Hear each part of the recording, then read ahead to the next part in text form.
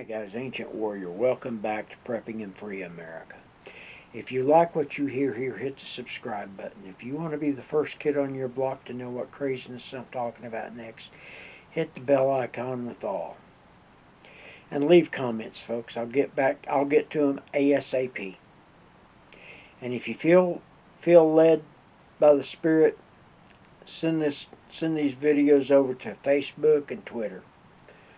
Instagram, I don't care. As long as you give me credit, I don't care.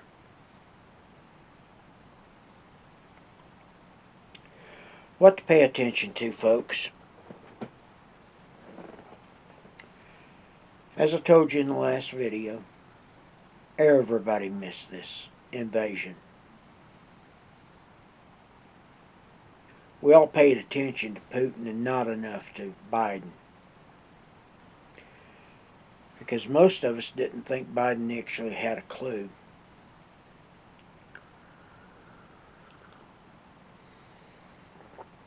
And like I said, I blame Biden for part of this.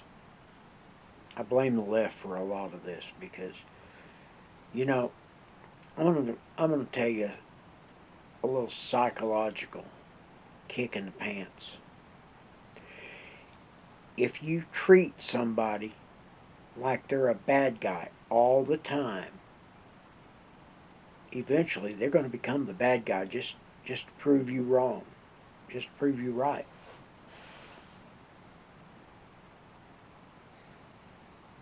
I had a friend. His ex-wife used to accuse him every day of cheating on her. They were married right at 10 years. At 9.5 years, he started having an affair with a little gal.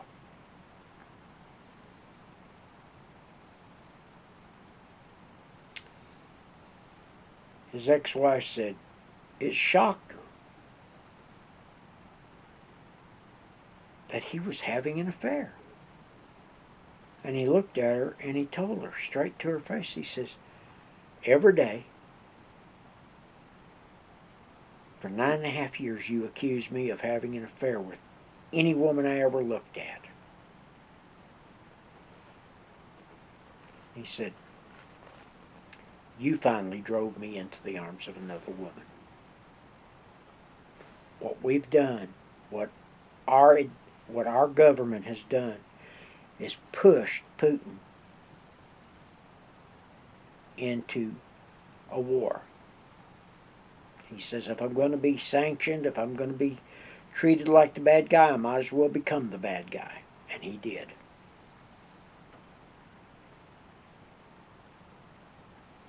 Now, the title of this video is What to Watch For.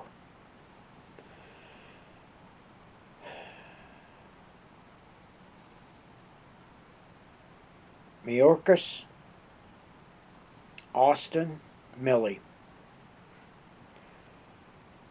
The trifecta of idiots. Mayorkas should be shutting down our southern border. But he's not going to. And hasn't. Milley is more worried about getting National Guard troops to Washington, D.C. because a group of truckers are coming in than he is about getting intelligence gathering equipment on our southern border to pay attention to who's coming across. There's a reason I'm going after this southern border so hard.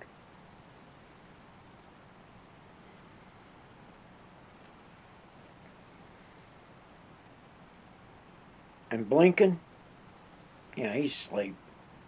That dude's asleep. You know, I tell people on a regular basis when they say, well, he called this one. He called it. I said, yeah. Even a blind hog finds an acorn from time to time.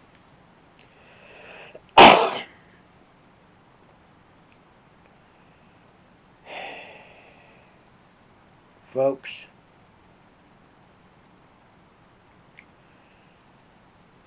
Mayorkas, Austin, and Millie, they're all worried about issues here in the country. Mayorkas is more worried about sending the FBI after parents who go to school board meetings than he is about making damn sure that we're vetting the refugees coming in. And I have it on pretty sound, I'm not going to say good, but pretty sound information that a good portion of the cops who've been gunned down lately have been gunned down by people who are not only who are of Latin gang members, but associates of Latin gang members, which doesn't mean they're always Hispanic. They could be black, they could be white, Asian. The cartels are good about getting any and everybody. Now, what should we be watching? Well, we need to pay attention to what's going on Ukraine. I'm filming this about 7 o'clock on Saturday morning. They say by this time tomorrow, on Sunday, maybe even as late as Monday, Kiev will fall. Zelensky will either vacate Ukraine and have a government in exile, or he'll surrender.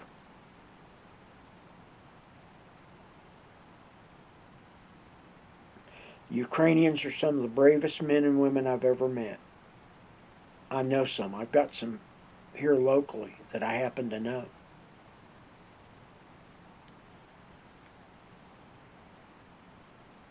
I have some new neighbors who are Croatians.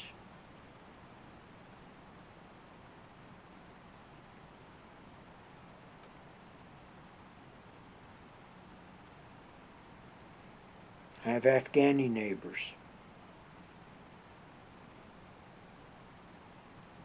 Why am I telling you this?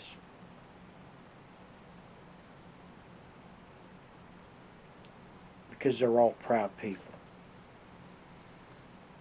Now, I haven't really talked too much to the Afghan folks because,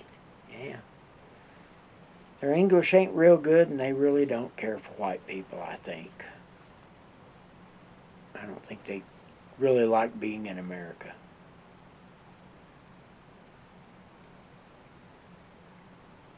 Or at least that's the impression they give off.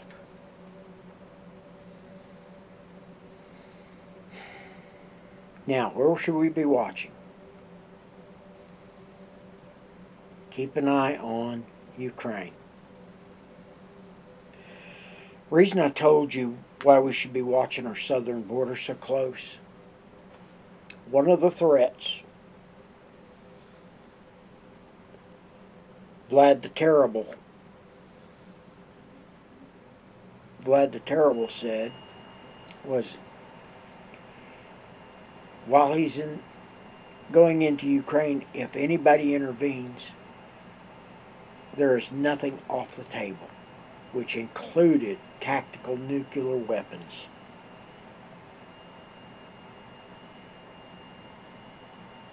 Our southern border's wide open. We have a fifth column in this country. Folks, if you don't believe we have a fifth column, then you're living under a rock somewhere.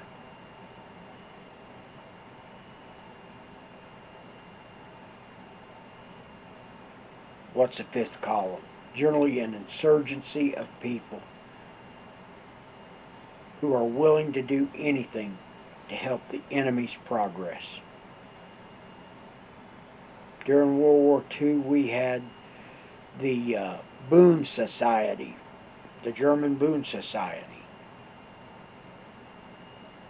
I knew a guy whose dad was a member of the Boon Society. He lived in a how should I call it? Oh well, it was an internment camp.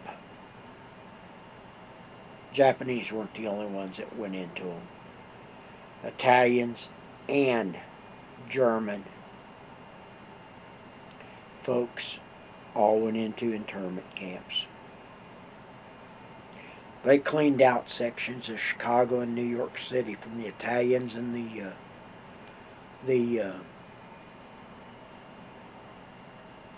Germans, and hauled them off to camps around the U.S.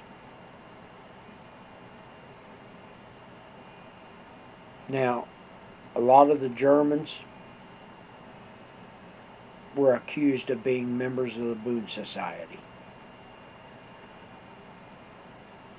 And I've seen pictures of meetings here in the United States of the Boon Society members dressed in Nazi uniforms, saluting pictures of Hitler. So I don't have a problem believing that they were working on the best information possible.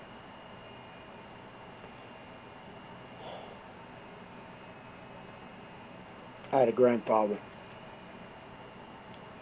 whose brother, my mother is of Polish-German descent.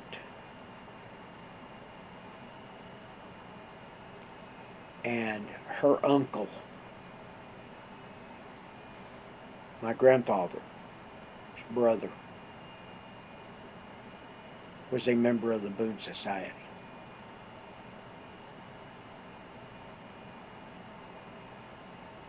Until 1960, nobody knew that he was a operative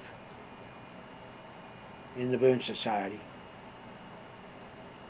for the FBI.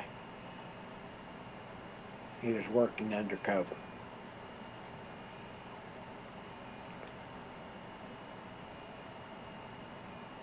And in 1960, the man passed away.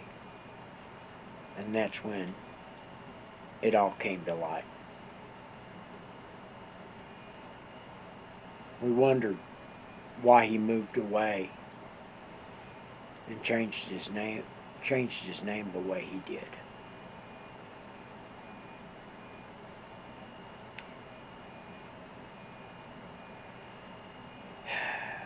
Now, I'm telling you to keep an eye on that southern border, because Putin, I found out the other day, I didn't know this, to be honest with you, that we don't have any nuclear weapons smaller than a kiloton. Everything we got's a kiloton or bigger. The Russians still possess and still have nuclear weapons that are no bigger. Well, they're as powerful, but they're smaller and lighter than the 2 bombs we dropped on Nagasaki and Hiroshima. And they could be smuggled in across that southern border. And nobody would know it. And that southern border, they could either end up in L.A., Houston, Dallas, San Antonio, El Paso. All the cities, I'm naming it for a reason. They either have a military base, or have military manufacturing. Or if they really wanted to hurt us, they'd just go to New York City. And somewhere around Times Square, Wall Street, you know, Times Square, Wall Street 1,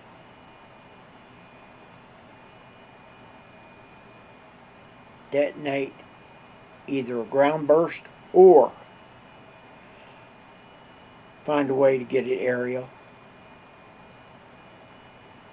And that would create so much havoc in this country you wouldn't believe it. Now, after 9/11, some of our infrastructure was moved from New York City to Omaha and to Denver.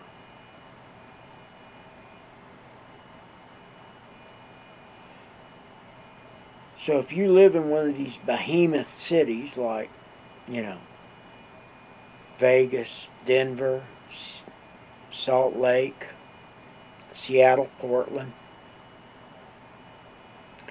San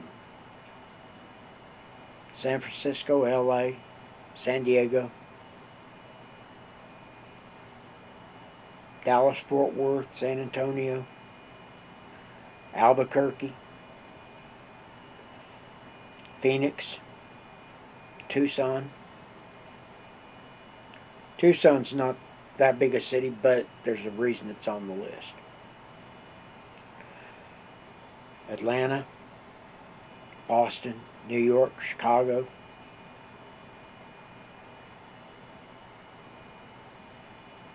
Every one of those cities I just got through naming have either 1,000,000 or more people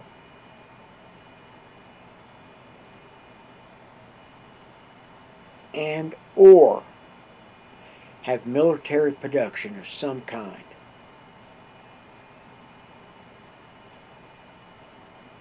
Fort Worth is the home of the Boeing Bell Boeing, I guess is what it's called now. Bell helicopters.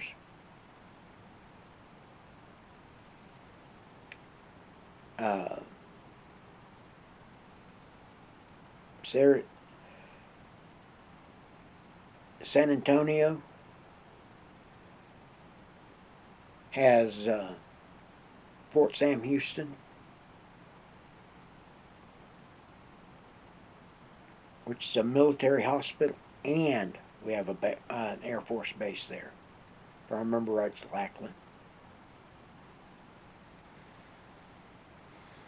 And if I'm wrong, please correct me and be polite.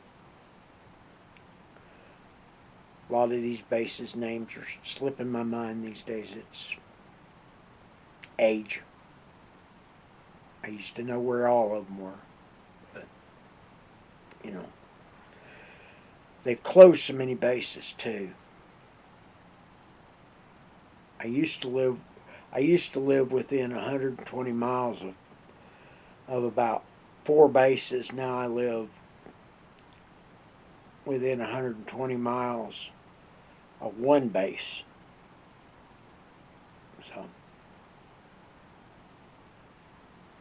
with that being said, this video is getting a little long, guys. I'm the Ancient Warrior. And if you're prepping, you're going to live free.